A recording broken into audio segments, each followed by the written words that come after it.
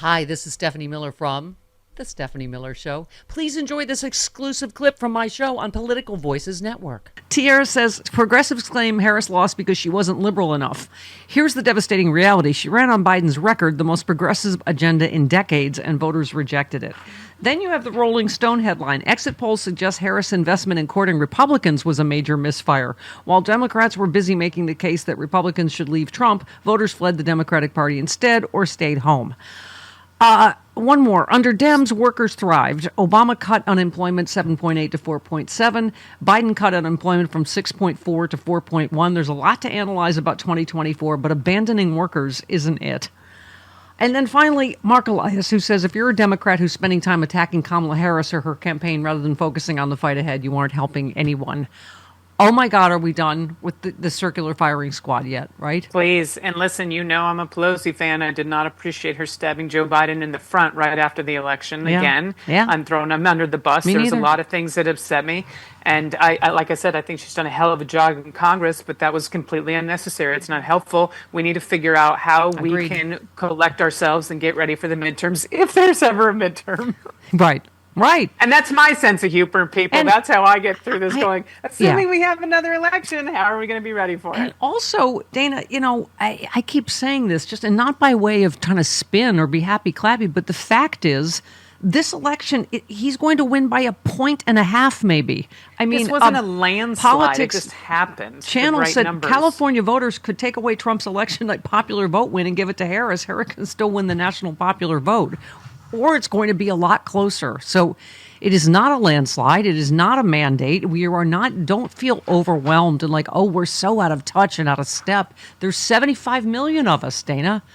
Absolutely. And there's a lot of people in Congress, the Senate and the House, that are still good people that are going to push back against this authoritarian regime that he's trying to build with his cabinet appointments. And let's just remember that at this point, there's going to be so much infighting, egos and money in the government. I don't think they're going to get any of their policy actually done and anything through. And they have no one to blame but themselves now. They can't blame the Democrats if we don't have the House for stonewalling. You know what I mean? Like, this is on you. Like, they need to figure this out. But we as a party, and I'm talking everyone left to center, we need to pay attention to everything that's falling in the cracks, everything that they're not able to accomplish, figure out a plan for it, and offer a better solution for the midterms, period. We have to. Yep. I thought Adam summed it up. He said people who care about their country voted for Kamala Harris. People who care only about themselves voted for Donald Trump.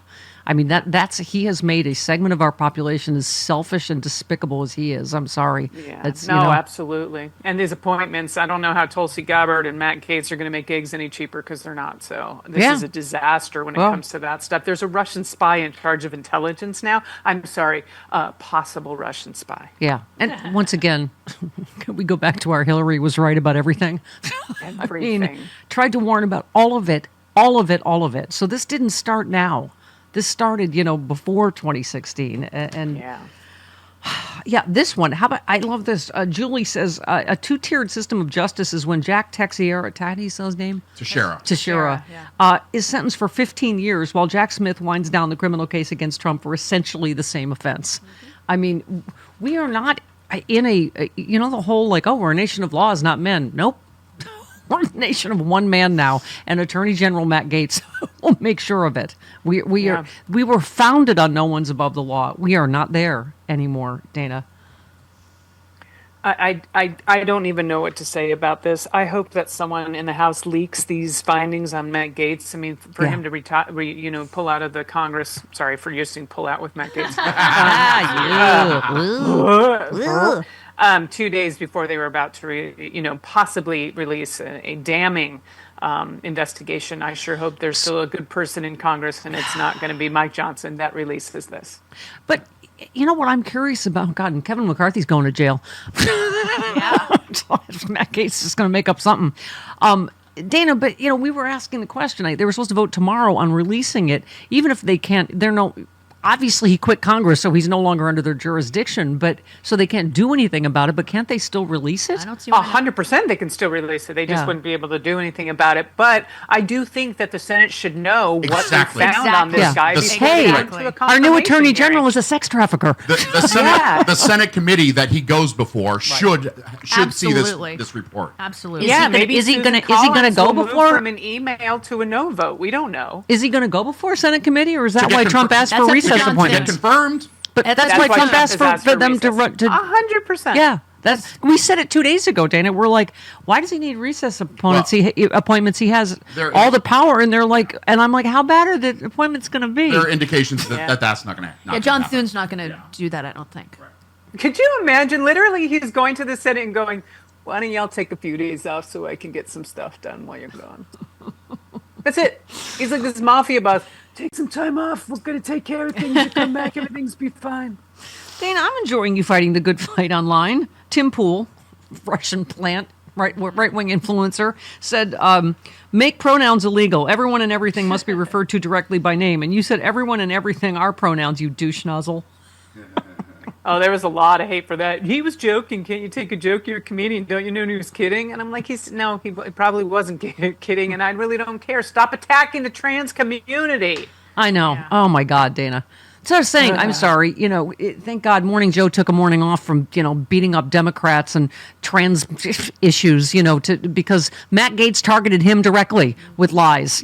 They had to, admit they're part of the story that he, took information that Trump tweeted that was completely lies about Joe Scarborough because he opposes Trump. Welcome to what Trump 2.0 is going to be.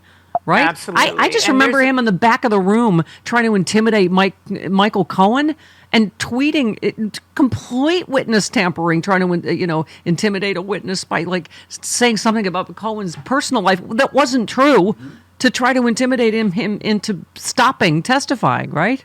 Yeah, he's a crook. Absolutely a mess. The whole thing's a mess, and I know this shifted, but there's a really great article that Andy Brashear about him talking about how he actually won without throwing the trans and LGBTQ community under the bus. He won again, and I hope other people actually take note of that because it doesn't have to be one or the other. And as we keep saying, and we played Sarah McBride yesterday talking about she and Kamala Harris, neither of them ran on identity politics. They didn't run. Right. I mean, this is, where is it? I've 16,000 tweets. Yes, thank you. Donald Trump ran and won on white identity, but as soon as he won, everybody begins accusing Democrats of being the ones who ran on identity politics. Yep. Absolutely. And Democrats going back and forth about blaming the trans community. They did not lose the election. No. The trans community did not lose the election for you. Trans women in sports did not lose this election for the Democratic Party. So stop it. 86% of the LGBTQ community voted for Kamala Harris. We were one of the biggest voting blocks. The next ones, well, above and beyond that, black women and Jewish women. So stop scapegoating people that are not responsible for this loss. Yeah. Sherilyn Eiffel, who's fantastic, on Twitter said, this is so stupid. Y'all really believe going on Joe Rogan would have flipped the election? If that were true, if going on a podcast was more important to voters than the fact that Trump's entire defense leadership saw him as a danger to the country and his chairman of the Joint Chiefs and his chief of staff called him a fascist, what would that say about the integrity of the American voter? That's the issue. I mean, the problem, Dana, is... Again, like I keep saying, this all falls under the same purview of disinformation because Fox News and the right way, they protect their block from any of that information. So they didn't know that, largely. There's a lot of people that watch Fox News. I mean, I hate to say it, but there's Mexican people, Latin people, Hispanic people in this country that heard nothing about mass deportation because they don't watch the same entertainment channel like Fox News or news channels like the other ones. They didn't know. And they just assumed voting for them would help the American dream that their parents have been trying to achieve. Yeah. The Latino family that everybody talks about that said, the thing we is, didn't think, he's not going to depart our undocumented relatives because they're not criminals, because they didn't pay attention to what Tom Homan, who wrote Project the 2025, who's going to be the head of this, has said previously. They don't watch 60 Minutes. They didn't see him say, yes, we're going to deport whole families, even legal ones. So not only just not criminals, legal immigrants. I And have that's a, I have what's a why I friend that said, "Oh, they can't do that. That's not legal." I'm like, "Oh, you sweet Innocent, summer child. yes. We're not Yeah. in a world where it has to be legal." And I think it was someone on Fox and Friends that pushed back against that and was like, this is not what people voted for. They didn't vote for grandma to be deported. They voted for criminals to be deported out of this country. That's it. You don't just round up everyone and decide who it is. We'll figure it out later.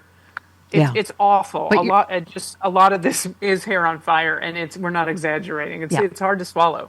Yeah, Chris. The thing is, more people listen to a Joe Rogan podcast every week than watch any primetime hour of Fox News, MSNBC, and CNN combined. Yeah. So going on Joe Rogan is more effective than going on any of these news channels. Do you really think that would Yeah. have changed the election? I think it might. It absolutely might.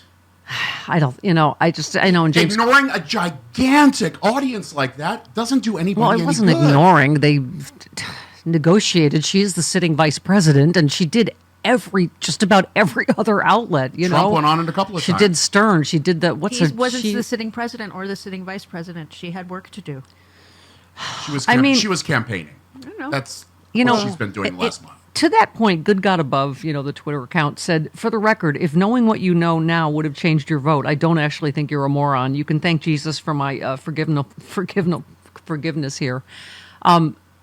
This is what I mean. It's Dana. It's two pronged. It's not only that they believed the biggest liar that's ever really been in our public.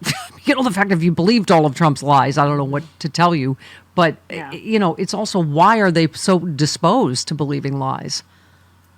That to me, and I'm not saying all of them, it's a lack of education. I mean, I truly do. It's the algorithms on social media. It's the lack of education. It's clicking on one article and having 15 others right behind it. Hey all, Glenn Kirshner here. I hope you'll join me on my new audio podcast, Justice Matters. I'll be using my 30 years as a federal prosecutor and Army JAG to unpack, break down, and explain the legal issues of the day, particularly where the legal intersects with the political. Please look for Justice Matters with Glenn Kirshner wherever you generally get your podcasts.